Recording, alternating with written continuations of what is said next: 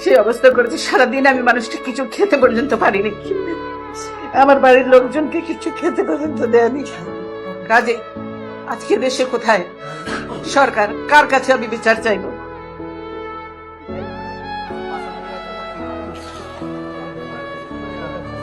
দীর্ঘদিনের সংসারের সব মালামাল রেখে আমাকে এক কাপড়ে বাড়ি থেকে বেরিয়ে আসতে হলো,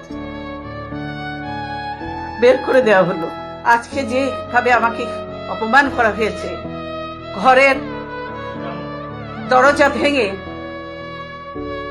ভেঙে আমার বেডরুমের দরজা ভেঙে রীতিমতো ট্রেনিং হিচড়ে তারা বের করেছে, এবং এমন ভাবে বলছে যে পুরুষ মানুষ এমন ভাবে বলছে যে জোর করে ওনাকে উঠিয়ে নিয়ে আসেন, জোর করে দরকার হলে ওনাকে কোলে উঠিয়ে নিয়ে আসেন। এরকম ভাবে একটা সরকারের এই আচরণ, ওনারা ধাক্কা দিয়ে আমাকে গাড়িতে উঠিয়েছেন। আমি এর বিচারের ভার মহান আল্লাহ ও প্রিয় দেশবাসীর উপর ছেড়ে দিলাম।